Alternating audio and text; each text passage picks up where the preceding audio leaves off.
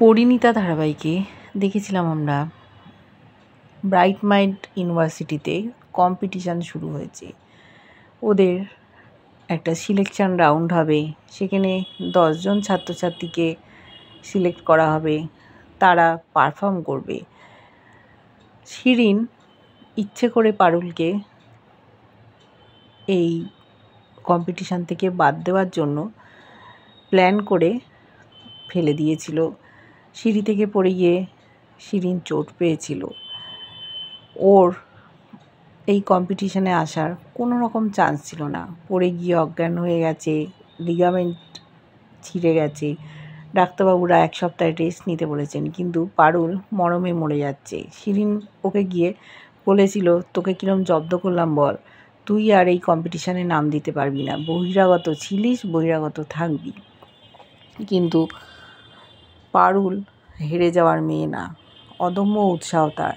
বাড়ির লোকজন এসেছিল দেখা করতে, ওদের সাহায্য নিয়ে পারুল উঠে দাঁড়িয়েছে।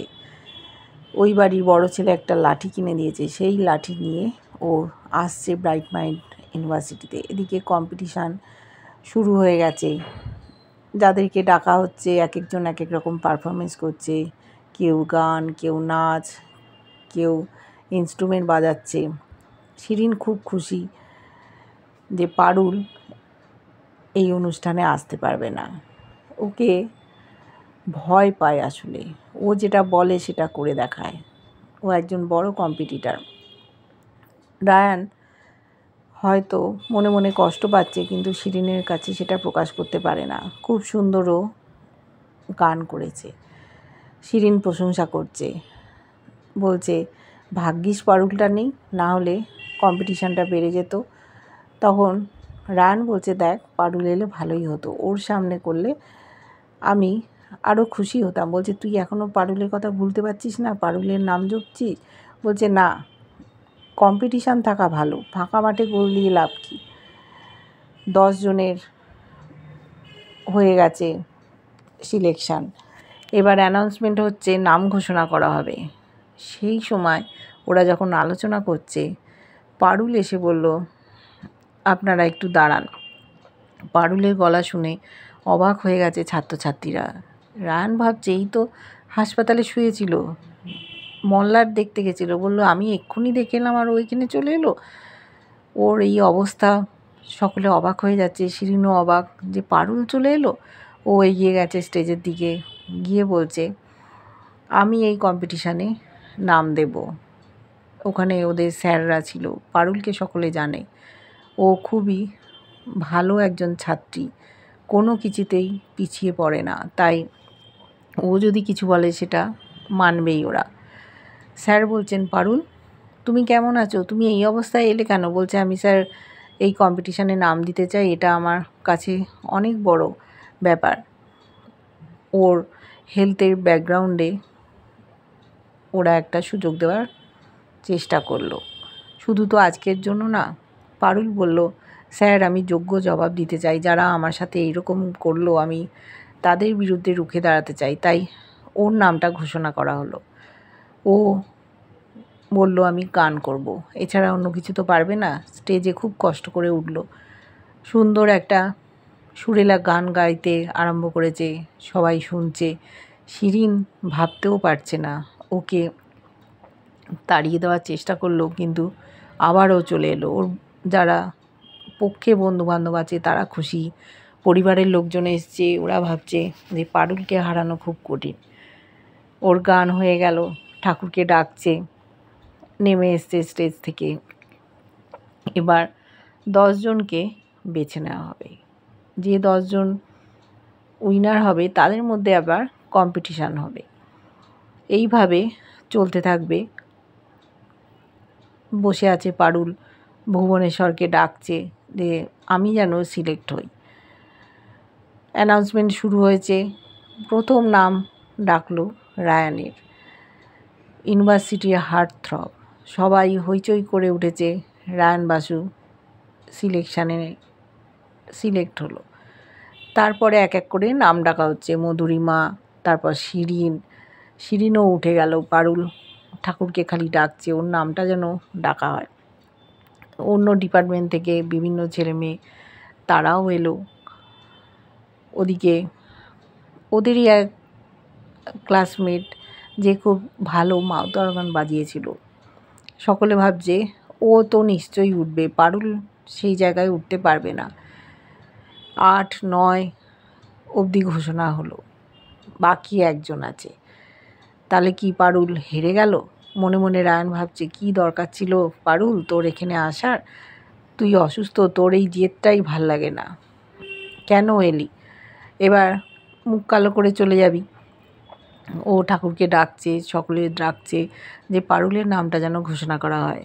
আর আরেকটি বন্ধু আছে, তাকে সবাই উৎসাহ দিচ্ছে। ও যা মাউথ অর্গান বাজিয়েছে, ওর কাছে কেউ দাঁড়াতে পারবে না, পারুলের গানটাও তুচ্ছ মনে হবে।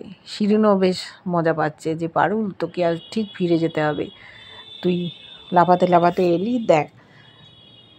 এদিকে অ্যানাউন্সমেন্ট শুরু হচ্ছে, বলছে যে 10 নম্বর পজিশানে যে আছে সে আর কেউ না, পারুল চক্রবর্তী। পারুল প্রায় কেঁদেই ফেলেছে, ও ভাবতে পারেনি কম্পিটিশানে দাঁড়াতে পারবে। সবাই তো অবাক। পারুলের শুধু গানটা যে ভালো হয়েছে তা না, ওর স্পিরিটের জন্য ওকে দেওয়া হলো।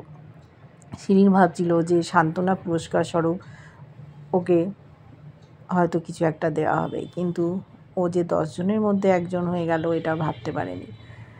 সকলের সাথে ও দাঁড়িয়েছে, স্যাররা ঘোষণা করছে যে এখানে আমরা যাদের নাম ঘোষণা করলাম তারা শুধু যে পারফরমেন্সের বেসে সিলেক্ট হয়েছে তা কিন্তু না, ওরা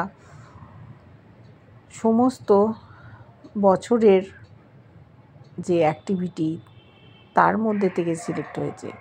এই যে পারুলের যে মনের জোর, স্পিরিট, এটাকে তো ফেলে দেওয়া যায় না। ও এই অবস্থায় ছুটে এসছে, ওই জন্য ওকে সুযোগ দেওয়া হলো। পারুল খুব খুশি, বন্ধুবান্ধব খুশি, বাড়ির লোকেরাও ভাবছে পারুল দেখিয়ে দিয়েছে। তারপরে ঘোষণা করা হলো যে পরের রাউন্ড হবে নাচের, নাচ করতে হবে, একজন একজন করে এক একটা রাউন্ডে বাদ যাবে। পারুল তো শুনে অবাক, পায়ে চোট লেগেছে, ও নাচ করতে পারে না, কি করে নাচ করবে এই পায়ে চোট অবস্থায়, ভাবতেও পারছে না। শিরিন তো খুব খুশি, ভাবছে যে ও আর পারবে না। পারুলকে কানে কানে বলছে, তুই এখনই বলে বেরিয়ে যা, এই পায়ে লেগেছে, তুই নাচ করবি কি? তুই তো নাচই তো করতে পারিস না। পারুলও সেটাই চিন্তা করছে। ওদিকে রায়ানও ভাবছে যে পারুল তুই কম্পিটিশানে এলি বটে, গান করে তুই 10 জনের মধ্যে এলি, এবার তুই কি করবি? পায়ে লাগা অবস্থায় নাচ করতে পারবি? ডাক্তার বারণ করেছিল, তাও তুই কথা শুনলি না। পারুল চিন্তা করছে কি করবে, বুঝতে পারছে না। ওখান থেকে সবাই এক এক করে বেরিয়ে যাচ্ছে। তারপর স্যার ওদের ডেকেছেন রেজিস্ট্রার কিছু বক্তব্য পেশ করলেন।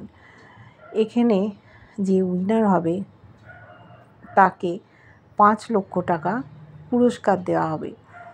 ওরা শুনে অবাক, 5 লক্ষ টাকা? পারুল ভাবছে আমি যদি এই টাকাটা পাই তাহলে আমি অনেক কাজে লাগাতে পারবো। রায়ান ভাবছে এই টাকাটা পেলে আমি তাহলে দাদুর মুখের দিকে আর তাকিয়ে থাকবো না।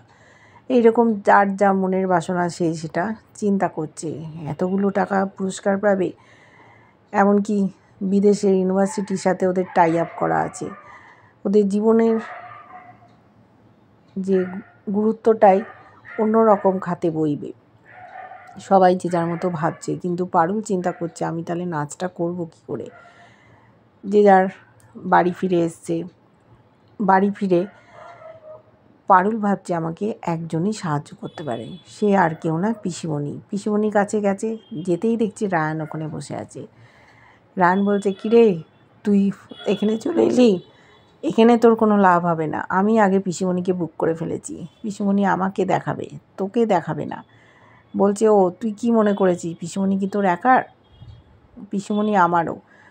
আর তুই সেই ভাবছিস বাচ্চাদের মতো আগে ইঁট পেতে বসে গেছি আর কেউ আসতে পারবে না, ওই সব করলে চলবে না। পিসিমণি তাকিয়ে আছে, নাচের পারদর্শী উনি, কাকে নাচ শেখাবেন? পারুলকে, নারায়ণকে। পারুলকে উনি বন্ডে সাইন করে ছাড়িয়ে নিয়ে এসেছিলেন। পারুলের প্রতি একটা স্নেহ আছে। কিভাবে পারুল নাচ করবে এই পায়ে চোট অবস্থায়? রায়ান ঝামেলা করছে, বলছে তুই যা যা ভাগ এখান থেকে জন্তু, তুই নাচ করবি, তুই পারবি না। এই নিয়ে ওদের মধ্যে নিত্যকার মতো আবার ঝামেলা শুরু হয়ে গেছে। এইবার আমাদের দেখার, পারুল তো জেদ করে নাম দিল, কিন্তু নাচ কি করে করবে, আর পিসিমণি কার পক্ষ নেবে? কেমন লাগছে ধারাবাহিকটা জানিও। ভালো লাগলে লাইক, কমেন্ট, সাবস্ক্রাইব করো। যারা ফেসবুক পেজ থেকে দেখছো, ফলো করে সাথে থাকার অনুরোধ রইল।